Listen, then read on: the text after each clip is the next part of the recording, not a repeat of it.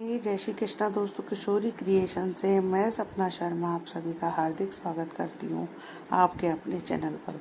दोस्तों, आज के वीडियो में आपके लिए मैं कार्तिक मास महात्म्य का 9वां अध्याय लेकर के आई हूँ। इससे पहले के कार्तिक मास महात्म्य के 8 अध्याय के वीडियो जो है मैंने मेरे चैनल पर डाले हुए हैं, जिनको आप मेरे चैनल पर जाकर देख भी सकते हैं और श्रवण भी कर सकते हैं।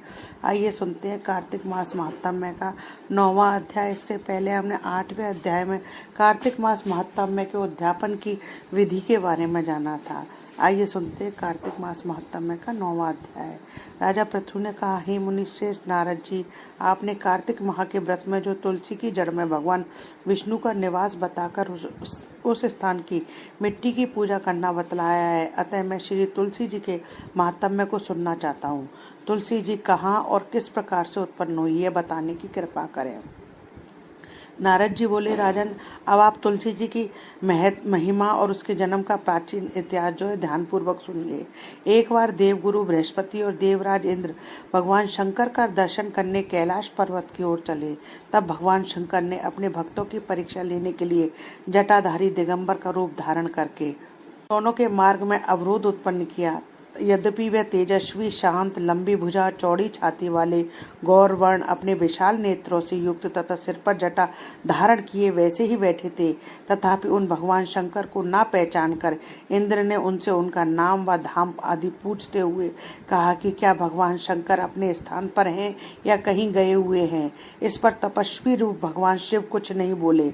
इंद्र को अपने त्रिलोकीनाथ होने का गर्व था, इसी अहंकार के प्रभाव से वह चुप किस प्रकार रह सकता था। उसने क्रोधित होते हुए उस तपस्वी को धुड़क कर कहा, अरे मैंने तुमसे कुछ पूछा है और तू उसका उत्तर भी नहीं देता है। मैं भी तुझ पर वज्र का प्रहार करता हूँ, फिर देखता हूँ कि कौन तुझ दुर्मति की रक्षा करता है। इस प्रकार कहकर जैसे ही इंद्र ने उस जटाधारी दिगंबर को मारने के लिए हाथ में वज्र लिया, वैसे ही भगवान शिव ने वज्र सहित इंद्र का हाथ स्तंभित कर दिया और विकराल नेत्र कर उसे देखा। उसी समय ऐसा प्रतीत हो रहा था कि वह दिगंबर प्रज्वलित हो उठा और वह अपने तेज से जला देगा। भुजाएं स्तंभित होने के कारण इंद्र दुखित होने के साथ साथ अत्यंत कुपित भी हो गया, परंतु उस जटाधारी दिगंबर को प्रज्वलित देखकर बृहस्पति जी ने उन्हें भगवान शंकर जानकर प्रणाम किया और दंडवत होकर उनकी स्तुति करने लगे।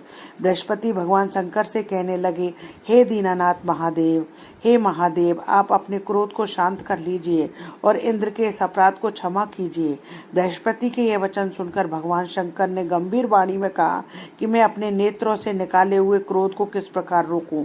तब बृहस्पति ने कहा, भगवान, आप अपना भक्त वत्सल नाम सार्थक करते हुए अपने भक्तों पर दया कीजिए। आप अपने इस तेज को अन्यत्र कहीं स्थापित कीजिए और इंद्र का उद्धार कीजिए। तब भगवान शंकर गुरु बृहस्पति से बोले, मैं तुम्हारी स्तुति से अत्यंत प्रसन्न हूँ। तुमने इंद्र को जीवन दान दिलवाया और मुझे विश्वास है कि मेरे नेत्रों की अग्नि अब इंद्र को पीड़ित नहीं करेगी। बृहस्पति से इस प्रकार कहकर भगवान शिव ने अपने मस्तक से निकाले हुए अग्नि में तेज को अपने हाथों में ले लिया और फिर उसे क्षीर सागर में डाल दिया। तत्पश्चात भगवान शंकर अंतर्ध्यान हो गए।